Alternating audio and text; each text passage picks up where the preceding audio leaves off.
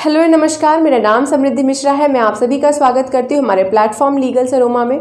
Previous lecture में हम लोग बात कर रहे थे अमेंडमेंट के बारे में और आज की क्लास में हम बात करेंगे part 2 of the constitution of India, जो बात करता है सिटीजनशिप के बारे में। आर्टिकल 5 से 11 तक की बातें होंगी और नेक्स्ट क्लास में हम लोग बात करेंगे सिटीजनशिप एक्ट 1955 के बारे में। सिटीजनशिप के बारे में बात कर रहे हैं तो थोड़ा सा हम आपको हिस्ट्री से जोड़ेंगे। जब हम लोगों ने हिस्टोरिकल बैकग्राउंड की क्लासेस की थी और जब मैंने 25 पार्ट्स को याद करने की ट्रिक बताई थी, तो मैंने आपको बताया था कि जब भारत का संविधान लिखा जा रहा था तो उस समय 3 मेजर प्रॉब्लम्स थी इंडिया में। पहली प्रॉब्लम थी कि हमारे इंडिया में 500 से अधिक प्रोविंसेस थे। दूसरी प्रॉब्लम थी कि हमारा 2000 से ऊपर के समय से एक्सप्लॉयटेशन हो रहा था। और तीसरी जो सबसे ताज़ी घटना घटित हुई थी वो ये थी कि इंडिया और पाकिस्तान का बंटवारा हो गया था। तो हमारे जो फ्रेमर्स हैं उन्होंने इन 3 मेजर प्रॉब्लम्स को ध्यान में रख के कॉन्स्टिट्यूशन को फ्रेम किया। जब बंटवारा हुआ तो हमारा टेरिटोरियल लॉस बहुत हुआ, क्योंकि हमारा जो ब्रिटिश इंडिया है वो काफ़ी ब्रॉड एरिया में फैला हुआ था और जब ईस्ट पाकिस्तान और वेस्ट पाकिस्तान बनाया गया तो हमारी टेरिटरी का बड़ा लॉस हुआ। तो इसलिए उन्होंने सोचा कि हमारी टेरिटरी अभी खतरे में है। जब हम पार्ट 1 पढ़ रहे थे तो वहाँ पे हमने बेरूबरी यूनियन का भी केस देखा था कि 1950 में कॉन्स्टिट्यूशन लिखा जा चुका था, लेकिन 1952 में पाकिस्तान आ गया था क्लेम करने के लिए कि बेरूबरी हमारा है, तो हमारी टेरिटरी खतरे में थी। तो हमारे फ्रेमर्स ने सोचा पहले टेरिटरी बचाते हैं, इसीलिए पार्ट 1 मेंशन किया गया, यूनियन एंड इट्स टेरिटरी। उसके बाद ये हुआ कि चलो ठीक है, बंटवारा हो गया। अब क्या था कि 10 लाख से अधिक के लोग माइग्रेशन कर रहे थे। कोई पाकिस्तान जा रहा था, कोई पाकिस्तान से इंडिया आ रहा था, कोई ईस्ट पाकिस्तान तो कोई वेस्ट पाकिस्तान। तो इस वजह से 10 लाख से अधिक लोगों ने माइग्रेशन कर लिया था। तो ये हुआ कि टेरिटरी तो आइडेंटिफाई कर लिया हमने, उसको सिक्योर कर लिया। अब हमारे देश में कौन रहेंगे, सिटीजन्स कौन होंगे, इन्हें आइडेंटिफाई कर लेते हैं। उनके क्या अधिकार होंगे, उनके राइट्स क्या हैं, प्रिविलेजेस क्या हैं, इसके बारे में बात करते हैं। इसीलिए पार्ट 2 में सिटीजनशिप को रखा गया। तो जब बात आती है मीनिंग ऑफ सिटीजनशिप की, तो हमारे कॉन्स्टिट्यूशन ऑफ इंडिया में सिटीजनशिप की कोई मीनिंग नहीं दी गई है। हाँ, हम इसको इस तरीके से समझ सकते हैं कि एक इंडिविजुअल का उसके नेशन और स्टेट के साथ जो रिलेशनशिप है उसे सिटीजनशिप कहते हैं। दूसरे शब्दों में देखें तो ये पर्सन को एक स्टेटस दिया जा रहा है बाय लॉ, इसको रिकॉग्नाइज किया जा रहा है कि आप लीगल मेंबर हैं कंट्री के। तो ये तो सिटीजनशिप की मीनिंग है। स्टेट की पॉपुलेशन को डिवाइड किया जाता है सिटीजन्स और एलियंस में। सिटीजन्स वो लोग होते हैं जिनके पास सिविल और पॉलिटिकल राइट्स होता है, लेकिन एलियंस के पास ऐसा कोई राइट नहीं होता है। आर्टिकल 15 बात करता है कि भाई आपका कहीं डिस्क्रिमिनेशन नहीं होगा। आर्टिकल 16 बात करता है कि आपको इक्वल अपॉर्चुनिटी मिलेगी। आर्टिकल 19 कह रहा है कि सिटीजन्स को freedom of speech and expression मिल रहा है। वही बात आर्टिकल 29 और 30 की कर लेते हैं तो माइनॉरिटीज़ की राइट्स के बारे में बात कर रहे हैं। माइनॉरिटीज़ मतलब वो लोग जो संख्या में थोड़े कम हैं।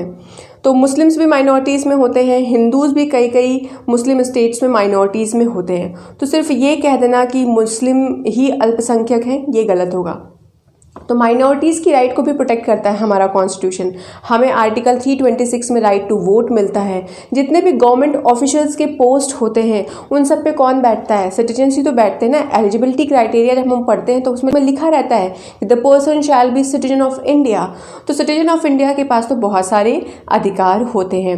रही बात एलियंस की, जब हम करते हैं तो उनको आर्टिकल 14 और आर्टिकल 21 में थोड़ा बहुत प्रोटेक्शन मिल जाता है।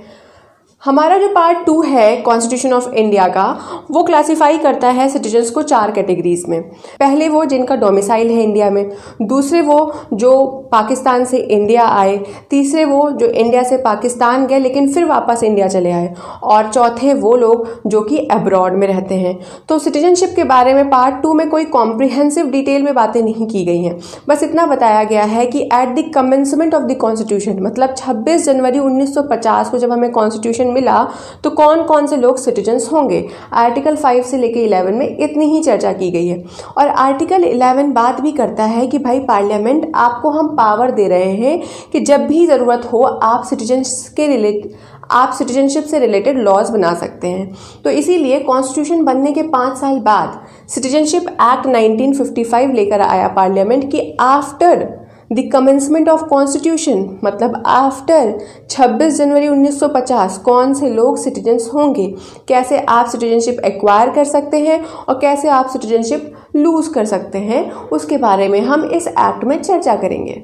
आर्टिकल 5 से लेकर आर्टिकल 8 में हम लोग बात करते हैं उन पर्सन्स के बारे में जिन्हें as a citizen of India recognise कर लिया गया था और the commencement of the constitution of India, मतलब 26 जनवरी 1950 को उनको भारत की नागरिकता मिल चुकी थी। आर्टिकल 5 बात करता है सिटीजनशिप बाय डोमिसाइल के बारे में। कहते हैं कि at the commencement of the constitution of India, मतलब 26 जनवरी 1950 को अगर आपके पास डोमिसाइल है इन टेरिटरी ऑफ इंडिया, अगर भारत के अंदर आपका कहीं परमानेंट हाउस है तो आपको हम भारत का नागरिक मानते हैं। और अगर किसी कारणवश आपके पास डोमिसाइल नहीं है इन टेरिटरी ऑफ इंडिया तो इन 3 कंडीशंस में से कोई एक कंडीशन भी अगर आप फुलफिल करते हैं तो आप भारत के नागरिक कहलाएंगे। पहली कंडीशन है कि आपका जन्म भारत में हुआ होना चाहिए, मतलब you are born in India. और अगर आपका जन्म नहीं हुआ है तो आपके कोई भी माता या पिता, उनका जन्म भारत में हुआ होना चाहिए था, तो either of the parent is born in India. अगर ये दोनों कंडीशंस भी नहीं फुलफिल हो पा रही है तो थर्ड कंडीशन थी कि before the commencement of the constitution, मतलब 26 जनवरी 1950 के पहले आप ऑर्डिनरली 5 साल से भारत में ही रिजाइड कर रहे हैं। अगर इन तीनों कंडीशन में से कोई एक कंडीशन फुलफिल हो जाती है तो आपको सिटीजनशिप मिल जाता है बाय डोमिसाइल। सुप्रीम कोर्ट ने कहा है अब्दुल सत्तर हाजी वर्सेस स्टेट ऑफ गुजरात 1965 में कि ये तीनों कंडीशंस अल्टरनेटिव हैं, क्यूमुलेटिव नहीं है। मतलब यहाँ कहने की बात हो रही है कि ये नहीं तो ये सही, ये नहीं तो ये सही, इन तीनों में से कोई एक कंडीशन तो आपको फुलफिल करनी पड़ेगी और इन दोनों कंडीशन में से कोई एक फुलफिल होनी पड़ेगी। अगर डोमिसाइल है तो इसको फुलफिल करने की ज़रूरत ही नहीं है, अगर डोमिसाइल नहीं है तो आपको ये फुलफिल करना पड़ेगा। अब डोमिसाइल का कॉन्सेप्ट क्या है? तो डोमिसाइल एक तरीके का इसेंशियल रिक्वायरमेंट है अगर आपको इंडियन सिटीजनशिप चाहिए। दूसरी बात ये यहाँ पे करते हैं कि जिस भी पर्सन को डोमिसाइल चाहिए either has or has deem to have permanent house, मतलब या तो आपका उस कंट्री में उस जगह पे परमानेंट हाउस है या आपका इंटेंट है कि हम परमानेंटली यहीं रिजाइड करेंगे, तो माना जाता है कि उस कंट्री की आपके पास डोमिसाइल है। फिर कहते हैं कि residence alone is not satisfied. अब आप कहीं नौकरी करने के लिए जा रहे हैं, मान लीजिए दिल्ली जाते हैं, उत्तर प्रदेश से आप दिल्ली गए तो वहाँ आप 10 साल 20 साल नौकरी करते हैं, पैसा कमाते हैं, लेकिन आपका इंटेंट है कि भाई पैसा कमाने के बाद, रिटायरमेंट के बाद तो मैं जाके यूपी में ही सेटल होऊंगा, अपने गाँव में ही सेटल होना है, तो अलग बात है। तब आपका रेजिडेंस, सिर्फ आप वहाँ रह रहे हैं इस मात्र से आपको डोमिसाइल नहीं मिलेगी। कहा जा रहा है कि रेजिडेंस के साथ आपका परमानेंट रिजाइड करने का इंटेंशन भी होना चाहिए। कहते हैं डोमिसाइल 2 तरीके से मिलती है।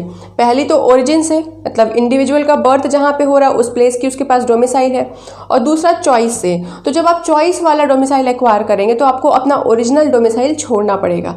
ऐसा कहा गया था Louis De Raedt versus Union of India 1991 में कि डोमिसाइल सिर्फ मियर रेजिडेंस के से नहीं क्रिएट होती है। अगर आपको डोमिसाइल एक्वायर करना है तो आपको अपनी ओरिजिनल डोमिसाइल लूज करनी पड़ेगी, उसको छोड़ेंगे तभी आपको जाके आपके चॉइस की डोमिसाइल मिलेगी। Pradeep Jain versus Union of India में कहा गया कि आर्टिकल 5 रिकॉग्नाइज करता है 1 डोमिसाइल का कॉन्सेप्ट, कि एक ही डोमिसाइल है, that is the domicile of India. इसके बाद नाजिर भाई versus state of Madhya Pradesh में कहा गया कि जो बच्चे होते हैं, इन्फेंट होते हैं, वो अपने फादर की डोमिसाइल एक्वायर करते हैं। और प्रकाश वर्सेस साहिनी में कहा गया कि जो मैरिड वुमेन्स होती हैं वो अपने हस्बैंड का डोमिसाइल एक्वायर करती हैं। वैसे ही अगर कोई महिला विडो हो गई है तो उसके पास भी अपने लेट हस्बैंड का ही डोमिसाइल होगा अनटिल एंड अनलेस वो उसे चेंज करवाए। तो डोमिसाइल का कॉन्सेप्ट जो है ना वो कहीं ना कहीं म्यूनिसिपल लॉज के एप्लीकेशन के लिए बनाया गया है। तो कहते हैं कि आर्टिकल 5 बात करता है सिटीजनशिप बाय डोमिसाइल की, और यहाँ पे 2 कंडीशंस हैं। इन दोनों कंडीशंस में से कोई एक कंडीशन फुलफिल होगी तभी आपको भारत की नागरिकता मिलेगी। ये कानून उस समय के लिए बनाया गया था जब इंडिया और पाकिस्तान का पार्टीशन हुआ था। जब पार्टीशन हुआ इंडिया और पाकिस्तान का तो उस समय लोग बहुत कंफ्यूज थे कि इंडिया में रहें या पाकिस्तान में रहें। तो जो लोग इनिशियली पाकिस्तान चले गए थे वो इंडिया आते थे, इंडिया में रह रहे लोगों को लगता था कि नहीं पाकिस्तान चले जाना चाहिए। तो इस वजह से बहुत सारे माइग्रेशन होना शुरू हो चुका था। तो गवर्नमेंट ने एक्शन लिया 19 जुलाई 1948 को एक परमिट ऑफ रीसेटलमेंट साइन करके कि अब बिना परमिट लिए आप इंडिया में नहीं आ सकते हैं। आपको पाकिस्तान से इंडिया आना है तो आपको परमिट इशू कराना पड़ेगा, उसके बाद ही आप बॉर्डर क्रॉस करके इंडिया आएंगे। तो 19 जुलाई 1948 एक इम्पॉर्टेंट डेट है और वहीं पे आर्टिकल 6 की बात होती है। आर्टिकल 6 बात करता है कि सिटीजनशिप टू माइग्रेंट्स, जो माइग्रेटर्स हैं, जो माइग्रेट कर रहे हैं इंडिया से पाकिस्तान, पाकिस्तान से इंडिया, उनको कैसे सिटीजनशिप मिलेगी। तो कहते हैं citizenship to migrants to India from Pakistan, जो लोग पाकिस्तान इनिशियली गए थे और अब वो इंडिया आ रहे हैं, तो 2 कंडीशंस बताई गई। आर्टिकल 6A कहता है कि अगर आपके माता पिता का जन्म हुआ हो, दादा परदादा किसी का भी जन्म भारत में हुआ है, तो ठीक है, आपको हमने सिटीजनशिप दे दी है। लेकिन अगर पहली कंडीशन फुलफिल नहीं होती है तो 6B कहता है 2 कंडीशंस के बारे में। कहते हैं कि अगर 19 जुलाई 1948 के पहले आप इंडिया आ गए और आप रहने भी लगे यहाँ पे एज अ रेजिडेंट, परमानेंटली आप रह रहे हैं, तो हम आपको डायरेक्ट सिटीजनशिप प्रोवाइड कर दे रहे हैं, आपको कोई रजिस्ट्रेशन वगैरह कराने की ज़रूरत नहीं है अगर परमिट सिस्टम के आने से पहले आप इंडिया आ चुके हैं। 19 जुलाई 1948 के बाद अगर कोई इंडिया आना चाहता है तो उसे क्या करना पड़ेगा? उसे पहली बात तो ये देखना पड़ेगा कि आपके माता पिता हैं या नहीं है। अगर नहीं है, भारत के निवासी या भारत में उनका जन्म नहीं हुआ था, तो आपको अपने आप को as a citizen of India register कराना पड़ेगा उन ऑफिसर्स के थ्रू जिन्हें गवर्नमेंट ऑफ इंडिया ने अपॉइंट किया है। रजिस्ट्रेशन का जब आप एप्लीकेशन देंगे तो उस दिन से 6 महीने तक आपको कम से कम इंडिया में रिजाइड करना पड़ेगा। आर्टिकल 7 एक तरीके से बात कर रहा है टर्मिनेशन ऑफ सिटीजनशिप के बारे में। जी हाँ, कहते हैं कि अगर आपको सिटीजनशिप मिल चुकी थी अंडर आर्टिकल 5 बाय डोमिसाइल या अंडर आर्टिकल 6 बाय माइग्रेशन, उसके बाद भी आपका दिमाग सही नहीं था और आप चले गए पाकिस्तान आफ्टर 1 मार्च 1947, तो आपकी जो इंडियन सिटीजनशिप थी उसको टर्मिनेट कर दिया जाएगा, दैट विल बी सीज्ड। आपके पास अब इंडिया की सिटीजनशिप नहीं होगी।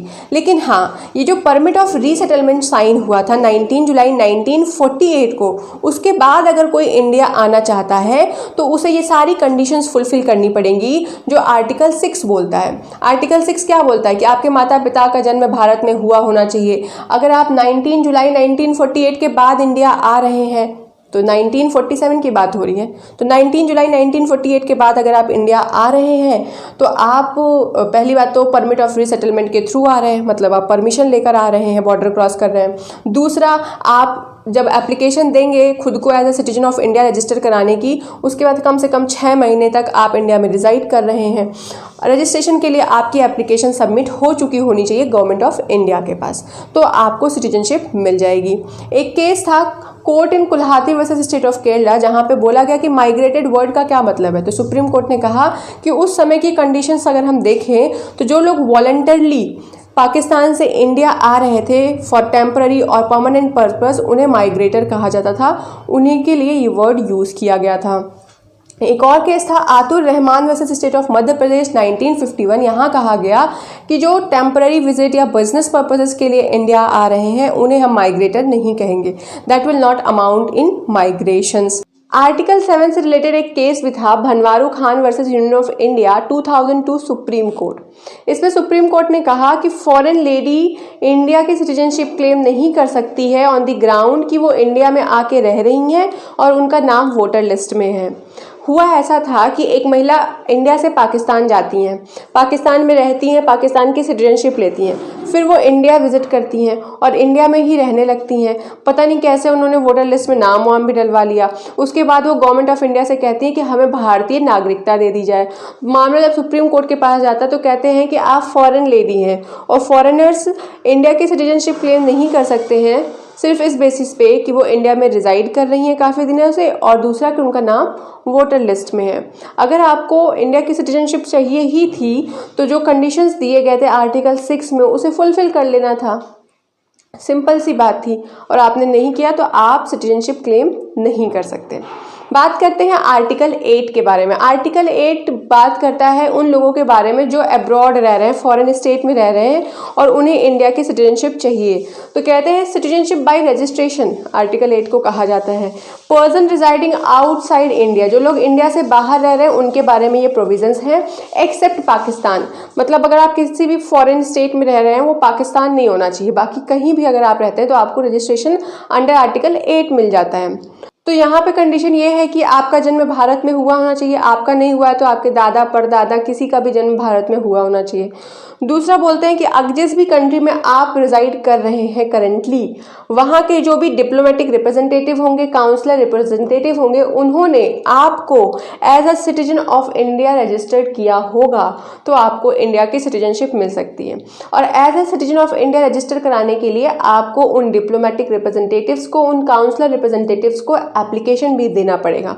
तो आर्टिकल 8 इस तरीके से सिटीजनशिप आपको प्रोवाइड करता है। कह रहे हैं कि अगर आर्टिकल 5, आर्टिकल 6, आर्टिकल 8 में आपको सिटीजनशिप मिल जाती है, उसके बाद आप जाके किसी और देश का सिटीजनशिप एक्वायर कर लेते हैं, तो वॉलंटरली अगर आप सिटीजनशिप एक्वायर करते हैं किसी भी फॉरेन स्टेट की, तो इंडिया की सिटीजनशिप सीज हो जाएगी, ऐसा आर्टिकल 9 कहता है।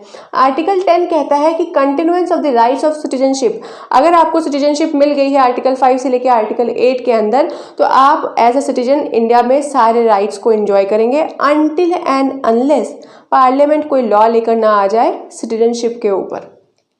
आर्टिकल 11 कहता है कि हम पार्लियामेंट को पावर देते हैं कि वो सिटीजन्स के राइट्स को रेगुलेट कर सकता है किसी भी लॉ के थ्रू, जो भी लॉ वो लेकर आना चाहे ला सकते हैं। तो आर्टिकल 11 में एक्सप्रेसली पावर दिया गया है हमारे पार्लियामेंट को कि सिटीजनशिप से रिलेटेड वो कोई भी लॉ लेकर आ सकते हैं।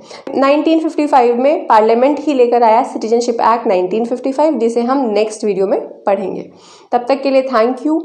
अगर मेरी क्लास आपको पसंद आई हो तो इसे शेयर करें, अपने दोस्तों को भी बताएं और हमारे साथ अपनी लीगल नॉलेज को बढ़ाएं। Thank you. नमस्ते।